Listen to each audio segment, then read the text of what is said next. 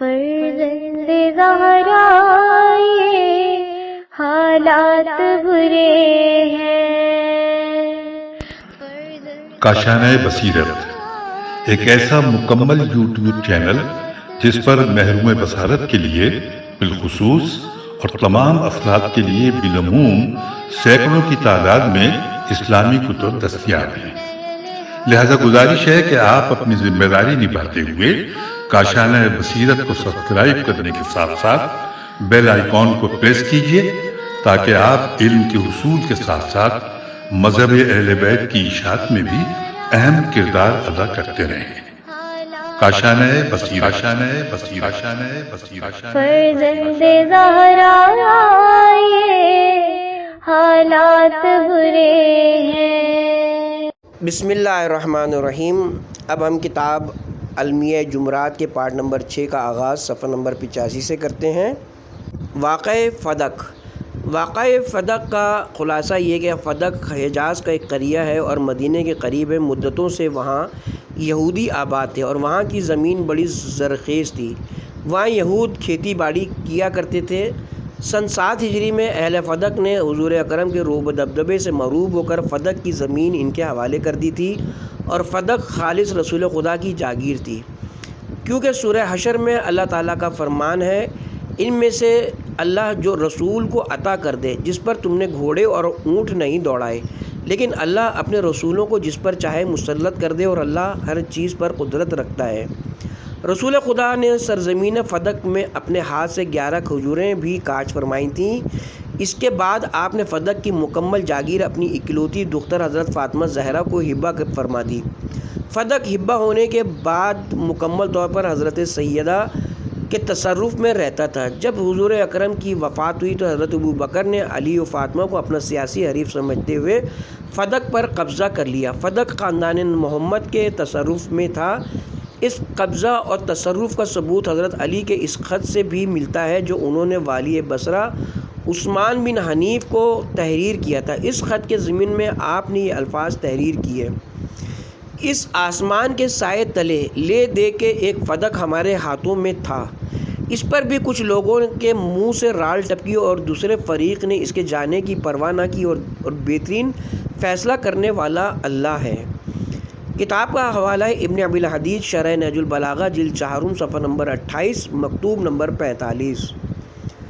حضرت سیدہ فاطمہ زہرا ہی شرعی لحاظ سے اس جاگیر کی بلا شرکت غیر مالک تھیں۔ خلیفہ کا فرض تھا کہ حبہ رسول کو اصلی حالت پر رہنے دیتے اور اس میں کسی قسم کا تصرف نہ کرتے، اور اگر بالفرض خلیفہ صاحب کو اس حبہ پر کوئی قانونی اعتراض تھا تو بھی قانون کا تقاضا یہ تھا کہ مقدمے کے تصفیے تک فدق کو حضرت سیدہ کے تصرف میں رہنے دیا جاتا۔ اور اس مقدمے کا عجیب ترین پہلو یہ کہ حضرت ابوبکر کا یہ موقف تھا کہ فدق کی جاگیر حضرت سیدہ کی نہیں ہے بلکہ عامۃ المسلمین کی ہے اور یہ قومی ملکیت ہے، اسی لیے اس جاگیر پر انہوں نے بزور حکومت قبضہ کر لیا۔ تو حضرت سیدہ نے اپنا قبضہ واپس لینے کے لیے مطالبہ حضرت ابوبکر سے کیا۔ تو اب صورتحال یہ ہے کہ حضرت سیدہ مدعیہ تھیں اور اس مقدمے میں حضرت ابوبکر مدعا علیہ تھے۔ اس مقدمے میں ستم ظریفی یہ ہوئی کہ جو فریق ثانی تھا وہی منصف بھی تھا۔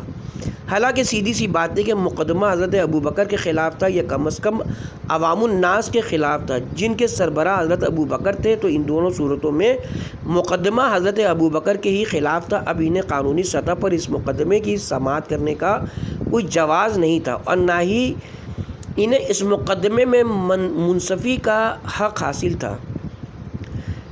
کتاب کی ہیڈنگ ہے فدق مختلف ہاتھوں میں۔ مقدمہ فدق کی تفصیل سے پہلے ہم یہ بتانا چاہتے ہیں کہ حضرات شیخین کے دور اقتدار میں فدق قومی ملکیت میں رہا۔ خلیفہ ثالث کے دور میں فدق کی پوری جاگیر مروان بن حکم کو عطا کی گئی۔ خدا را ہمیں یہ بتایا جائے کہ حضرت ابوبکر و حضرت عمر کا طرز عمل صحیح تھا یا حضرت عثمان کا طرز عمل صحیح تھا۔ علماء اہل سنت اس مقام پر حضرت ابوبکر کے کردار کو مثالی بنا کر پیش کرتے ہیں۔ ان سے درخواست ہے کہ حضرت عثمان نے تو اس مسئلے میں ان کے طرز عمل سے انحراف کیا تھا۔ اب ان دونوں خلفاء میں سے کون صحیح تھا اور کون غلط تھا؟ فدق اگر بنت رسول کے ہاتھ میں تھا تو لوگوں کو اچھا نہ لگا، اب جو مروان جیسے افراد کے ہاتھوں میں چلا گیا تو اس وقت امت اسلامیہ کیوں خاموش ہو گئی، جبکہ حضرت ابوبکر کہہ چکے تھے کہ فدق کسی فرد واحد کی نہیں، پوری امت اسلامیہ کی ملکیت ہے۔ اور جب معاویہ بن ابو سفیان کی حکومت قائم ہوئی تو اس نے فدق کی جاگیر کو 3 حصوں میں تقسیم کیا، 1/3 مروان بن حکم ترید رسول کے پاس رہنے دی، 1/3 حضرت عثمان کے فرزند عمر بن عثمان بن عفان کو عطا کی گئی، 1 اور تہائی اپنے بیٹے یزید بن معاویہ بن ابو سفیان کے حوالے کی گئی۔ اور جب یزید کے بعد مروان کو حکومت ملی تو اس نے خلیفہ ثالث کے عمل کو حجت قرار دیتے ہوئے اپنے دونوں شریکوں کو بے دخل کر دیا اور خود سارے فدق پر قابض ہو گیا۔ بعد ازاں یہی فدق اس کے بیٹے عبدالعزیز کی ملکیت بنا، اور جب عبدالعزیز کا بیٹا حضرت عمر بن عبدالعزیز برسر اقتدار آیا تو اس نے فدق سے اپنے خاندان کو بے دخل کر کے اولاد فاطمہ کے حوالے کر دیا، اور جب حضرت عمر بن عبدالعزیز کی وفات ہوئی تو بنو امیہ میں سے یزید برسر اقتدار آیا، اس نے اولاد فاطمہ سے فدق چھین کر اولاد مروان کے حوالے کر دیا۔ بنی امیہ کی حکومت کے خاتمے تک فدق اولاد مروان کے پاس رہا، اور جب بنی امیہ کی حکومت ختم ہوئی اور بنی عباس کا اقتدار شروع ہوا تو ابو العباس صفحہ نے فدق اولاد فاطمہ کے حوالے کیا۔ منصور دوانقی نے بنی فاطمہ سے چھین لیا، بعد ازاں اس کے بیٹے مہدی نے فدق بنی فاطمہ کے حوالے کیا، جسے ہادی اور رشید نے پھر واپس لے لیا۔ مامون الرشید عباسی نے فدق واپس کیا تھا، جسے بعد میں معتصم نے واپس چھین لیا۔ اس کے بعد کیا ہوا اس کے متعلق مورخین خاموش ہیں۔ اس سے معلوم ہوتا ہے کہ حکام کے ہاتھ میں فدق ایک ایسا کھلونا تھا جسے جب چاہتے وارثان بازگشت کو دے دیتے تھے اور جب چاہتے اپنے قبضے میں لے لیا کرتے تھے۔ مامون الرشید عباسی نے فدق کی واپسی کے لیے جو تحریری احکام روانہ کیے تھے وہ انتہائی علمی قدر و قیمت کے حامل ہیں، جس میں اس نے پوری تفصیل و وضاحت کے ساتھ وارثان فدق کی نشاندہی کی ہے۔ صفحہ نمبر 89 مامون کی واپسی فدق۔ مامون الرشید عباسی کے خط کو مورخ بلاذری نے نقل کیا ہے۔ سن 210 ہجری میں مامون الرشید نے فدق کی واپسی کے احکام جاری کیے اور اس نے مدینے کے عامل قاسم بن جعفر کو خط تحریر کیا۔ امیر المومنین کو اللہ کے دین میں جو مقام حاصل ہے اور انہیں رسالت مآب کی جانشینی اور جو قرابت حاصل ہے، ان تمام چیزوں کا تقاضا یہ ہے کہ وہ رسول خدا کی سنت پر عمل پیرا ہوں اور نبی اکرم کے فرامین کو نفاذ ملائیں اور رسول خدا نے جسے جو کچھ عطا کیا تھا اس عطا کو اس تک پہنچائیں۔ جناب رسول خدا نے اپنی دختر حضرت فاطمہ زہرا کو فدق عطا کیا تھا۔ یہ امر روز روشن کی طرح واضح ہے اور اس میں کسی شک و شبے کی گنجائش نہیں ہے، اسی لیے امیر المومنین کی یہ رائے ہے کہ فدق اس کے وارثوں کو واپس کر دیا جائے، اور اس عمل کے ذریعے سے امیر المومنین اللہ کی قربت کے خواہش مند ہیں اور عدل و انصاف کی وجہ سے رسول خدا کی سنت پر عمل پیرا ہونا چاہتے ہیں۔ بعد ازاں مامون الرشید نے اپنے ملازمین کو حکم دیا کہ سرکاری ریکارڈ میں اس بات کو لکھا جائے۔ رسول خدا صلی اللہ علیہ وسلم کی وفات کے بعد سے ہمیشہ ایام حج میں یہ اعلان کیا جا رہا ہے کہ رسول خدا نے جس کسی کو کوئی صدقہ یا جاگیر عطا کی ہو تو وہ آ کر وصول کرے، اس کی بات کو قبول کیا جائے گا۔ اس کے باوجود آخر رسول خدا کی دختر کو ان کے حق سے محروم رکھنے کا کیا جواز ہے؟ مامون الرشید نے اپنے غلام خاص مبارک تبری کو خط لکھا کہ فدق کی مکمل جاگیر کو جملہ حدود کے ساتھ اولاد فاطمہ کو واپس کیا جائے، اور اس کام کی تکمیل کے لیے محمد بن یحییٰ بن زید بن علی بن حسین بن علی بن ابی طالب اور محمد بن عبداللہ بن حسن بن علی بن حسین بن علی بن ابی طالب اور محمد بن یحییٰ اور محمد بن عبداللہ سے مدد حاصل کی جائے اور فدق کے لیے ایسے انتظامات کیے جائیں جس کی وجہ سے وہاں زیادہ پیداوار ہو سکے۔ درج بالا خط ذی الحجہ سن 210 عیسوی میں لکھا گیا۔ کتاب کا حوالہ البلاذری فتح البدان صفحہ نمبر 46-47۔ کتاب کی ہیڈنگ ہے محاکمہ فدق۔ مجھ پر اتنے مصائب آئے، اگر وہ دنوں پر پڑھتے تو وہ راتوں میں تبدیل ہو جاتے۔ ماخوذ از مرثیہ فاطمہ زہرا سلام اللہ علیہا۔ حضرت رسول خدا صلی اللہ علیہ وسلم کو اللہ تعالیٰ نے فدق کی جاگیر عطا فرمائی، پھر آپ نے وہ جاگیر حکم خداوندی کے تحت اپنی اکلوتی دختر حضرت فاطمہ زہرا علیہ السلام کو ہبہ فرمائی۔ رسول خدا کی حیات مبارکہ میں جناب فاطمہ اس جاگیر پر تصرف مالکانہ رکھتی تھیں، اور جب جناب رسول خدا کی وفات ہوئی تو حضرت ابو بکر نے حضرت فاطمہ کے ملازمین کو فدق سے بے دخل کر دیا اور اسے بحق سرکار ضبط کر لیا۔ جناب زہرا سلام اللہ علیہ کو اس واقعے کی خبر ملی تو وہ اپنے حق کی بازیابی کے لیے حضرت ابو بکر کے دربار میں تشریف لے گئیں اور اپنے حق کا مطالبہ کیا، جس کے جواب میں حضرت ابو بکر نے ایک نرالی حدیث پڑھی کہ رسول خدا صلی اللہ علیہ وسلم کا فرمان ہے، ہم گروہ انبیاء نہ تو کسی کے وارث ہوتے ہیں اور نہ ہی کوئی ہمارا وارث ہوتا ہے، ہمارا ترکہ صدقہ ہوتا ہے۔ کتاب کی ہیڈنگ ہے لاوارثی حدیث اور قرآن۔ اس حدیث کے متعلق عرض ہے کہ اس حدیث کے واحد راوی حضرت ابو بکر ہیں۔ اسی حدیث کی طرح حضرت ابو بکر سے ایک اور حدیث بھی مروی ہے۔ جس وقت رسول خدا کی وفات ہوئی اور مسلمانوں میں اختلاف ہوا کہ حضور اکرم کو کہاں دفن کیا جائے، تو حضرت ابو بکر نے فرمایا کہ جناب رسول خدا کا فرمان ہے، جہاں کسی نبی کی وفات ہوئی وہ اسی جگہ ہی دفن ہوا، جبکہ مورخ طبری ہمیں بتاتے ہیں کہ بہت سے انبیاء کرام اپنی جائے وفات کے علاوہ دوسرے مقامات پر دفن ہوئے ہیں۔ حضرت زہرا سلام اللہ علیہ نے اس حدیث کو تسلیم کرنے سے انکار کر دیا، کیونکہ عقل کا تقاضا یہ کہ اگر انبیاء کی میراث ان کی اولاد کو نہیں ملتی تھی تو حق تو یہ بنتا تھا کہ رسول خدا خود اپنی بیٹی سے کہہ دیتے کہ میری میراث تمہیں نہیں ملے گی۔ طرفہ یہ کہ جس شخصیت کو میراث ملتی تھی اسے نہیں کہا، اور چپکے سے یہ بات ایک غیر متعلقہ شخص کے کان میں کہہ دی گئی، اور یہ لاوارثی حدیث حضرت علی نے بھی نہیں سنی تھی، کیونکہ اگر انہوں نے سنی ہوتی تو اپنی زوجہ کو حق میراث کے مطالبے کی کبھی اجازت نہ دیتے۔ علاوہ ازیں اتنی اہم بات حضور اکرم نے صرف حضرت ابو بکر کو ہی کیوں بتائی، دوسرے مسلمانوں کو اس سے بے خبر کیوں رکھا؟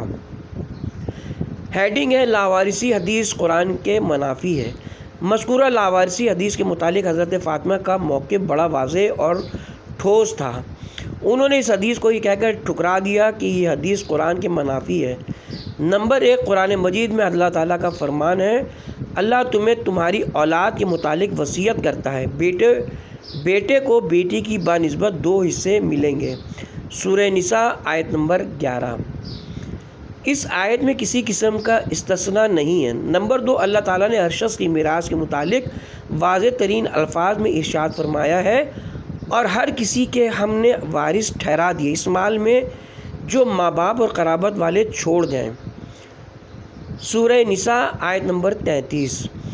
قارئین کرام سے التماس ہے کہ وہ لفظ وَلِكُلِّ پر اچھی طرح سے غور فرمائیں۔ اس آیت مجیدہ میں بڑی وضاحت سے ہر کسی کی میراث کا اعلان کیا گیا ہے۔ میراث سے تعلق رکھنے والی جملہ آیات کی تلاوت کریں، آپ کو کسی بھی جگہ یہ نظر نہیں آئے گا کہ اللہ نے فرمایا کہ ہر کسی کے وارث ہوتے ہیں لیکن انبیاء کے نہیں ہوتے۔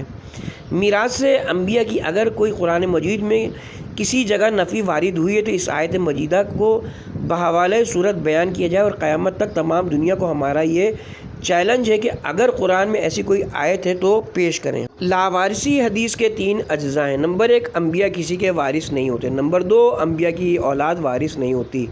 نمبر 3، انبیاء کا ترکہ صدقہ ہوتا ہے۔ قرآن مجید مذکورہ بالا تینوں اجزاء کی نفی کرتا ہے۔ اللہ تعالیٰ نے قرآن مجید میں ارشاد فرمایا، سلمان علیہ السلام داؤد علیہ السلام کے وارث بنے۔ کتاب سورہ نمل آیت نمبر 12۔ اگر نبی کسی کا وارث نہیں ہوتا تو سلمان علیہ السلام اپنے والد حضرت داؤد کے وارث کیوں بنے؟ معلوم ہوتا ہے کہ لاوارثی حدیث کا پہلا جز صحیح نہیں ہے۔ علاوہ ازیں مذکورہ آیت میں اللہ تعالیٰ نے فرمایا ہے کہ سلمان داؤد کے وارث بنے۔ اب جس کے سلمان وارث بنے وہ بھی تو نبی تھے۔ اگر لاوارثی حدیث کا دوسرا جز صحیح ہوتا یعنی نبی کا کوئی وارث نہیں ہوتا تو داؤد کی میراث کا اجرا کیوں ہوا؟ ان کی میراث کو صدقہ کیوں نہ قرار دیا گیا؟ تو گویا یہ ایک آیت لاوارثی حدیث کے تینوں اجزاء کو غلط ثابت کرتی ہے۔ حضرت ذکریہ علیہ السلام کی دعا قرآن مجید میں مذکور ہے۔ ذکریہ نے کہا، میرے رب، میری ہڈیاں کمزور ہو گئیں اور سر بڑھاپے کی وجہ سے سفید ہو چکا، اور اے رب، میں تجھ سے دعا کر کے محروم نہیں ہوا، اور میں اپنے پیچھے بھائی بندوں سے ڈرتا ہوں، اور میری عورت بانجھ ہے۔ مجھے اپنی طرف سے ایک وارث عطا کر جو میرا وارث ہو، اور آل یعقوب کی جو میراث مجھے ملے اس کا بھی وارث ہو۔ اے میرے رب، اسے نیک بنانا۔ اللہ تعالیٰ نے کہا، اے ذکریہ، ہم تجھے ایک لڑکے کی خوشخبری دیتے ہیں جس کا نام یحییٰ۔ اس سے پہلے ہم نے کسی کا یہ نام نہیں رکھا۔ سورہ مریم آیت نمبر 6۔ درج بالا آیت کو مقرر پڑھیں۔ حضرت ذکریہ نے اللہ سے اپنا وارث مانگا اور اللہ نے انہیں وارث بھی دیا، اور اس وارث کا نام بھی خود ہی تجویز فرمایا۔ اگر انبیاء کی میراثی نہیں ہوتی تو حضرت ذکریہ علیہ السلام نے وارث کی درخواست کیوں کی؟ اور اگر بالفرض انہوں نے وارث کے لیے دعا مانگ بھی لی تھی تو اللہ نے انہیں یہ کہہ کر خاموش کیوں نہ کرا دیا کہ تم تو نبی ہو، تم یہ کیا کہہ رہے ہو؟ نبی کی میراثی نہیں ہوتی، لہٰذا تمہیں وارث کی دعا ہی سرے سے نہیں مانگنی چاہیے۔ اگر انبیاء کی میراثی نہیں ہوتی تو اللہ تعالیٰ نے انہیں وارث کیوں عطا فرمایا، اور اس وارث کا نام بھی خود ہی تجویز کیوں کیا؟ حضرت سیدہ سلام اللہ علیہا نے مذکورہ بالا آیات کی تلاوت کی اور ان آیات سے لاوارثی حدیث کی تردید فرمائی، لیکن حضرت ابو بکر نے تمام آیات سن کر بھی حضرت سیدہ کو حق دینے سے انکار کر دیا۔ پھر حضرت سیدہ نے آخر میں فرمایا، اب تم اپنی خلافت کی نکیل ڈال کر اس پر سوار رہو، اب قیامت کے دن تجھ سے ملاقات ہوگی، اس وقت فیصلہ کرنے والا اللہ ہوگا، اور وعدے کا مقام قیامت، اور قیامت کے روز باطل پرست خسارہ اٹھائیں گے۔ ابو قحافہ کے فرزند، کیا اللہ کی کتاب کا یہی فیصلہ ہے کہ تم تو اپنے باپ کے وارث بنو اور میں اپنے والد کی میراث سے محروم رہوں؟ تم ایک عجیب چیز لائے ہو، تو کیا تم نے جان بوجھ کر اللہ کی کتاب کو چھوڑ دیا اور اسے پس پشت ڈال دیا؟ اور کیا تم نے اللہ تعالیٰ کا یہ فرمان نہیں سنا کہ رشتہ داری ایک دوسرے کے اللہ کی کتاب میں وارث ہیں؟ اور کیا اللہ نے تمہیں میراث کے لیے مخصوص کرنے کے لیے کوئی آیت نازل فرمائی ہے جس سے میرے والد کو مستثنیٰ قرار دیا ہے؟ یا تم یہ کہتے ہو کہ دو ملت والے افراد ایک دوسرے کے وارث نہیں بنتے؟ تو کیا میں اور میرے والد ایک ہی ملت سے تعلق نہیں رکھتے؟ اور کیا تم میرے والد اور میرے چچا زاد کی بنسبت قرآن کے عموم و خصوص کو زیادہ جانتے ہو؟ ان دلائل قاہرہ اور آیات قرآنیہ پڑھنے کے بعد حضرت سیدہ نے ملاحظہ کیا کہ ان باتوں کا خلیفہ پر کوئی اثر مرتب نہیں ہوا، تو ناراض ہو کر روتی ہوئی واپس آئیں۔ حضرت سیدہ کو پہلے سے ہی علم تھا کہ خلیفہ انہیں فدق کبھی بھی واپس نہیں کرے گا۔ آپ وقت اہتمام حجت کے لیے تشریف لے گئی تھی اور عملی طور پر دنیا کو دکھایا کہ جب چند روز پہلے میرے والد حدیث لکھنا چاہتے تھے تو اسی گروہ نے کہا تھا ہمیں حدیث کی ضرورت نہیں، ہمیں قرآن کافی ہے، اور جب حضرت سیدہ نے اپنی میراث کے لیے قرآن پڑھا تو مقابلے میں لاوارثی حدیث پڑھ کر سیدہ کو محروم کر دیا گیا۔ حضرت سیدہ نے دربار میں جا کر کائنات کو اس دوغلے پن سے آگاہ کیا کہ کل جو حدیث کا انکار کر رہے تھے آج وہ قرآنی آیات کے تسلیم کرنے سے بھی انکار کر رہے ہیں۔ جناب سیدہ کو پہلے سے علم تھا کہ مجھے میرا حق فدق نہیں دیا جائے گا، کیونکہ جن لوگوں نے چند روز پہلے ان کے شوہر کی خلافت چھین لی تھی وہ ان سے فدق بھی چھین سکتے ہیں۔ کتاب کی ہیڈنگ ہے لاوارثی حدیث اور عقل و نقل کے تقاضے۔ آئیے حضرت ابو بکر کی بیان کردہ حدیث کو سیرت رسول صلی اللہ علیہ وسلم کی روشنی میں دیکھیں۔ رسول خدا نے اپنے آپ کو شریعت طاہرہ کے احکام سے کبھی بھی مستثنیٰ نہیں فرمایا۔ نمبر 1، جس طرح سے یہ کہنا غلط ہوگا کہ ہم گروہ انبیاء نہ تو نماز پڑھیں گے اور نہ ہی روزہ رکھیں گے، نعوذ باللہ۔ مذکورہ فقرہ اس لیے غلط ہے کہ نبی احکام شریعت سے مستثنیٰ نہیں ہوتا، تو جس طرح نبی نماز و روزہ اور اسلام کے دیگر احکام سے مستثنیٰ نہیں ہوتا، اسی طرح سے وہ اسلام کے احکام میراث سے بھی مستثنیٰ نہیں ہوتا۔ نمبر 2، کیا فدق کا مسئلہ جو کہ خالص شرعی مسئلہ تھا، اس کے نہ دینے میں کوئی سیاسی اغراض تو کار فرما نہیں تھیں؟ نمبر 3، کیا حضرت سیدہ کو محروم وارث رکھ کر خلیفہ صاحب نے اپنے سیاسی حریف علی اور اس کے خاندان کو اپنے آگے سرنگو تو نہیں کرنا چاہتے تھے۔ نمبر 4، اور کیا اس مسئلے کا تعلق اقتصادیات سے تو نہیں تھا؟ یعنی اس ذریعے سے علی اور ان کے خاندان کو نان شبینہ سے محروم رکھنا تو مقصود نہ تھا۔ نمبر 5، اور کیا کہیں ایسا تو نہیں کہ علی کی مالی حالت کمزور کر کے انہیں خلافت کا امیدوار بننے سے روکنا مقصود ہو؟ نمبر 6، اور کیا فدق چھین لینے میں یہ حکمت عملی تو مد نظر نہ تھی کہ جن لوگوں نے حضرت ابوبکر کی خلافت کا انکار کیا تھا انہیں مرتد اور مانعین زکوٰۃ کہہ کر ان پر لشکر کشی کی گئی تھی؟ تو کیا فدق کے چھین لینے میں یہ تصور تو کار فرما نہ تھا کہ اگر فدق علی کے پاس ہوگا تو ممکن ہے کہ وہ ہمارے مخالفین کی مالی امداد کریں؟ نمبر 7، کیا فدق چھیننے میں یہ فلسفہ تو مضمر نہ تھا کہ آل محمد کے وقار کو لوگوں کی نگاہوں میں گرا دیا جائے اور لوگوں کو باور کیا جائے کہ خود رسول خدا ان لوگوں کو اپنی میراث سے محروم کر گئے ہیں؟ تو جن لوگوں کو رسول خدا کی میراث کا حق نہیں ہے انہیں ان کی خلافت کا حقدار کیسے سمجھا جائے؟ نمبر 8، کیا سلب فدق میں بہت سے عوامل کار فرما تھے؟ نمبر 9، اور اگر حضرت ابوبکر کی بیان کردہ حدیث کو درست مان بھی لیا جائے تو اس حدیث کا اطلاق صرف پیغمبر اکرم کے لیے ہوگا یا دوسرے انبیاء پر بھی اس کا انطباق ہوگا؟ نمبر 10، آخر رسول خدا اپنی پیاری دختر کو محروم ارث کیوں رکھنا چاہتے تھے؟ نمبر 11، کیا خدا نخواستہ حضور کریم کو یہ اندیشہ تھا کہ ان کے بعد ان کی بیٹی اور داماد فدق کی کمائی کو غلط مصرف میں لائیں گے؟ نمبر 12، اگر حضور کریم کو یہی اندیشہ تھا تو انہوں نے اپنی حیات مبارکہ میں اپنی دختر کی تحویل میں کیوں دے دیا تھا؟ نمبر 13، اور کیا یہ خدشہ اس لیے پیدا ہوا تھا کہ حضرت سیدہ نے اپنے والد کی حیات طیبہ میں اس جاگیر سے سوء استفادہ کیا تھا؟ نمبر 14، اگر خدا نخواستہ ایسا ہوا تو کب اور کیسے؟ علامہ ابن ابی الحدید معتزلی نے اسی مسئلے کے متعلق قاضی القضاء اور علم الہدیٰ سید مرتضیٰ کا ایک خوبصورت مباحثہ نقل کیا ہے۔ قاضی القضاء وراثت انبیاء کی نفی کرتے تھے جبکہ سید مرتضیٰ میراث انبیاء کا اس بات کرتے تھے۔ قاضی القضاء کا موقف یہ تھا کہ قرآن مجید میں انبیاء کی میراث کا جو تذکرہ کیا گیا اس سے علم و فضل کی میراث مراد ہے، مالی میراث مراد نہیں ہے۔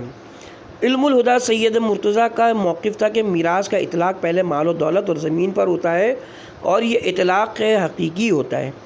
علم و فضل کے لیے مجازی طور پر اس کا اطلاق ہو سکتا ہے اور اصول قرآن یہ ہے کہ مجازی معنی صرف اس وقت درست قرار پاتا ہے جبکہ حقیقی معنی معتذر و محال ہو۔ انبیاء اگر مالی میراث حاصل کریں تو اس سے کون سی شرعی اور عقلی قباحت لازم آتی ہے کہ ہم حقیقی معنی کو چھوڑ کر مجازی معنی قبول کرنے پر مجبور ہو جائیں؟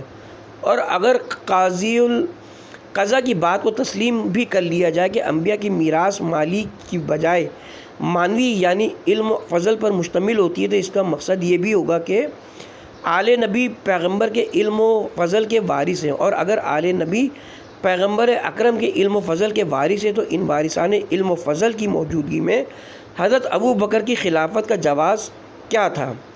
کتاب کا حوالہ ہے شرح نہج البلاغہ جلد 4 صفحہ نمبر 78 اور صفحہ نمبر 103۔ ہیڈنگ ہے فدق بعنوان ہبہ۔ جناب سیدہ نے فدق کا مطالبہ بطور ہبہ بھی کیا تھا جس پر خلیفہ صاحب نے گواہوں کا مطالبہ کیا۔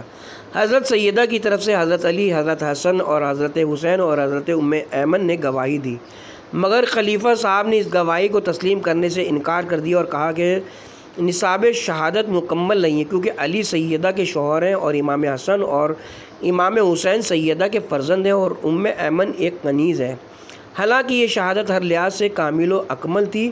حضرت علی علیہ السلام کی گواہی کس قدر مستند ہے اس کے لیے سورہ آل عمران کی اس آیت مجیدہ کی تلاوت کریں۔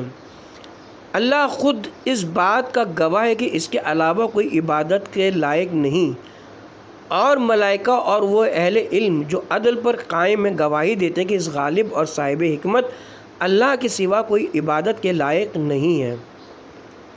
اس آیت میں توحید کے گواہوں میں خود اللہ تعالیٰ اور ملائکہ اور عدل پر قائم رہنے والے اہل علم کا تذکرہ کیا گیا ہے۔ وہ اہل علم جو عدل پر قائم ہیں وہ توحید کے گواہ ہیں اور عدل پر قائم رہنے والے علماء میں علی سر فہرست ہیں، کیونکہ علی کے علم کے متعلق رسول خدا کی مشہور حدیث ہے، انا مدینۃ العلم و علی بابھا، میں علم کا شہر ہوں اور علی اس کا دروازہ ہے۔ اور جہاں تک عادل ہونے کا تعلق ہے تو علی جیسا عادل چشم فلک نے نہیں دیکھا۔ جب علی توحید کے گواہ ہیں تو پھر فدق کے گواہ کیوں نہیں ہو سکتے؟ عجیب بات ہے کہ توحید کی شہادت کے لیے تو علی کی گواہی مستند مانی جائے اور تھوڑی سی جائیداد کے لیے ان کی گواہی کو ٹھکرا دیا جائے۔ علی صرف توحید کی گواہی نہیں، وہ رسالت محمدیہ کی بھی گواہ ہیں، جیسے کہ سورہ رات کی آخری آیت میں ارشاد خداوندی ہے، اور کافر کہتے ہیں کہ تو رسول نہیں ہے، کہہ دے کہ میرے اور تمہارے درمیان گواہی کے لیے اللہ کافی ہے، اور وہ جس کے پاس کتاب کا مکمل علم موجود ہے۔ قول اصل کے مطابق من عنده علم الکتاب سے مراد حضرت علی علیہ السلام، اس آیت مجیدہ میں حضرت علی علیہ السلام کو رسالت کا گواہ قرار دیا گیا۔ اب سوال پیدا ہوتا ہے کہ جو علی رسالت محمدیہ کے گواہ ہیں، ان کی گواہی کو فدق کے لیے معتبر کیوں نہیں تسلیم کیا گیا؟ صفحہ نمبر 101، فرع کی اصل کے لیے گواہی۔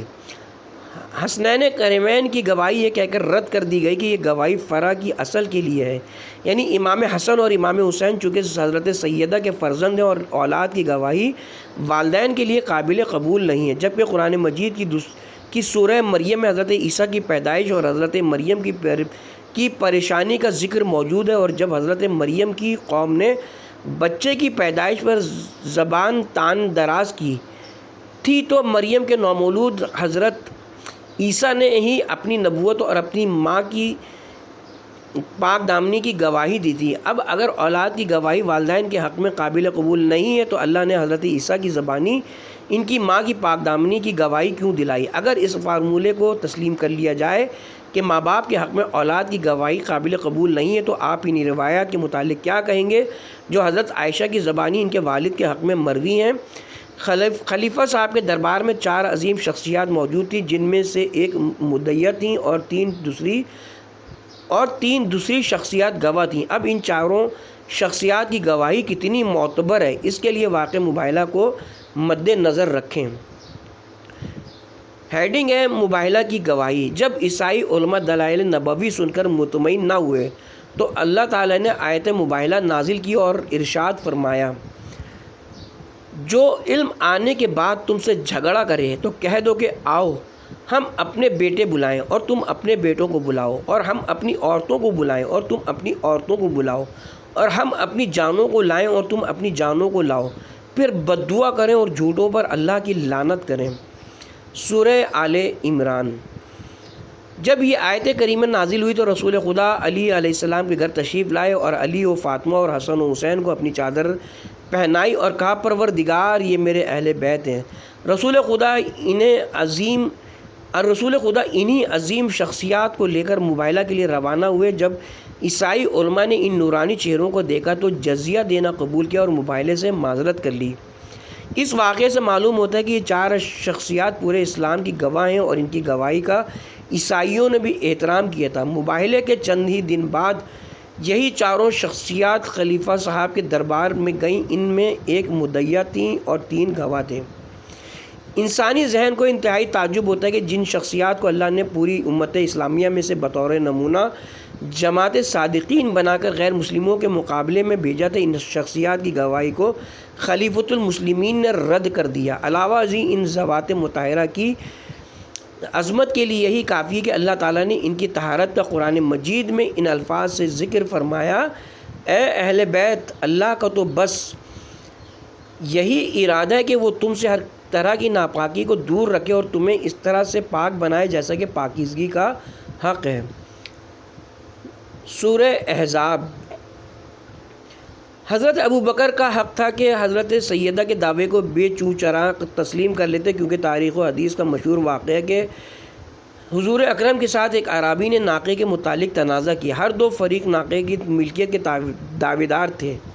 اعرابی نے رسول خدا سے گواہ طلب کیے تو حضرت خزیمہ بن ثابت نے حضور کے حق کے متعلق گواہی دی، اور جب حضرت خزیمہ سے پوچھا گیا کہ تم نے یہ گواہی بغیر علم کے کیوں دی ہے تو انہوں نے جواب دیا کہ ہم محمد کی نبوت اور وحی کی بھی تو گواہی دیتے ہیں، جبکہ ہم نے جبرائیل امین کو اپنی آنکھوں سے اترتے نہیں دیکھا۔ جب ہم نبوت و رسالت جیسے عظیم منصب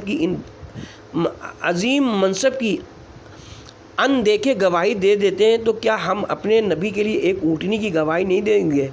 رسول خدا نے حضرت خزیمہ کی شہادت کو صحیح قرار دیا اور انہیں ذو شہادتین یعنی دو گواہیوں والا قرار دیا۔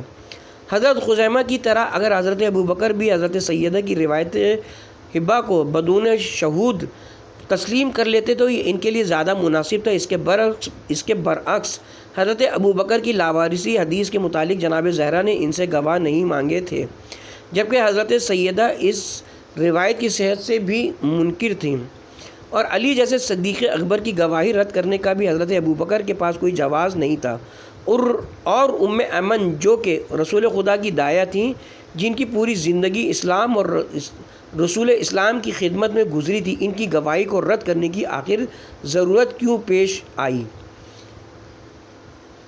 اس کے ساتھ ہی ہم یہاں پہ کتاب کے پارٹ نمبر 6 کا اختتام کرتے ہیں، اور پارٹ نمبر 7 کا آغاز صفحہ نمبر 104 سے کریں گے۔ ہیڈنگ ہوگی خلیفۃ المسلمین کا عملی تضاد۔